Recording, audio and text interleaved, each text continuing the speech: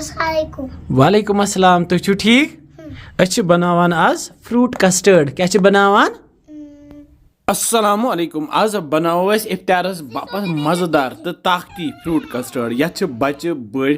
सारी खेवान उम्मीद तुह यह फ्रूट कस्टर्ड अजुक पसंद पकू करो शुरू मे जोल गैसस पे थो मे यह कड़ाई तो कड़ाई मज त्राव दुध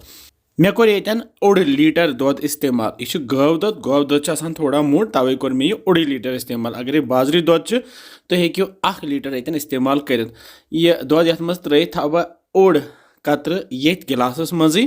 तिकाज ये मज कस्टर्ड पाउडर त्राउन यन मे यह कस्टर्ड पाउडर स्ट्रॉबेरी फ्लेवर अत फ्लेवर वैनिला चॉकलेट तो मे कोर यन स्ट्रॉबेरी फ्लेवर इस्तेमाल यन त्रे मे 2 चमचे स्ट्रॉबेरी कस्टर्ड पाउडर तो रलावन सही पे अत गसन तम फल रोजन क्या तो यह गि पूरा रलुन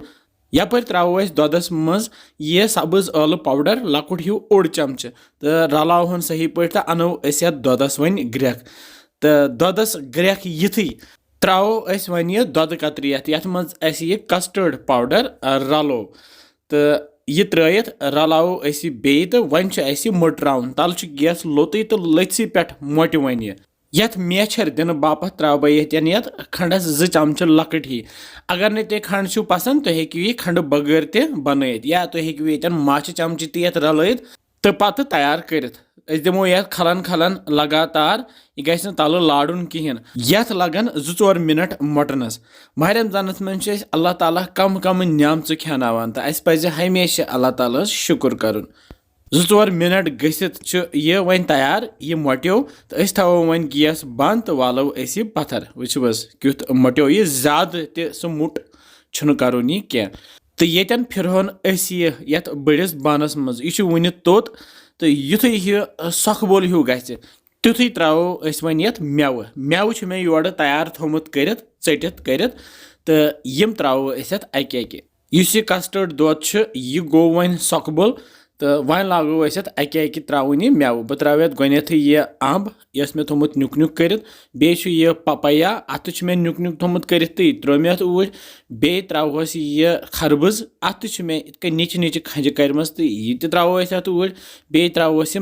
दचन मे मजबाग 2 खंड करमित तो यम त्रोस ऊर तो बे त्रोस यह संगतर नुक नुक कर यह लकुट हिव दान अत थे मे फल कड़ित तो यम त्रे मे ऊर तो बे त्रो केल चटित केल थवन गोथ चटित कह तिकाज यह पे क्रहनान तो यम सात इस्तेमाल कर तमे सात चटो त्रो ये बानस मज चटित तो बे त्रो यम खजर कह बे मे क्या ड्राई फ्रूट निमित ये मज काजू बादाम किशमिश तो बे 1 चमचे खरबूज ब्योल बे मे 10 मिनट ब्रोह थोमुत यह 1 चमचे बबर ये आबस मज तरस त्रत तो यह त्रो मे ऊर तो लागो वन यह पान वन रलावन यह गि पूरा रलन वुस क्युत खूबसूरत फ्रूट कस्टर्ड गो तैयार तो यह ताकती अत मज तमाम vitamins minerals calcium potassium iron magnesium तो बे न्यूट्रिएंट्स तो यह सेहत बापत मुफीद आसान हेको यह जल्दी जल्दी फटाफट कुन सात बनत तो सारी खेन बनावान आज फ्रूट कस्टर्ड क्या बनावान यह पूर पट रलित वन यह तैयार तो वन सजावन यह ड्राई फ्रूटो सह ड्राई फ्रूट थोमुत कह मौजूद ये मज काजू बादाम किशमिश बे यह खरबूज ब्योल तो खजर तो यह त्रो पे नुक नुक कर तो सजावन अमे तो युथु इफ्तार वात तो तुथु खेनावोक गरिक सारी बस तो मज लगे तो वमेद तुह यह अजुक फ्रूट कस्टर्ड पसंद आमुत तुह तह बनजो बे लेखान कमेंट सेक्शनस मज कि बासान तुम सान रेसिपीज इंशाल्लाह समखो बे जल्दी तुह थो पन ख्याल बिहिव रबस हवाल अस्सलामु अलैकुम।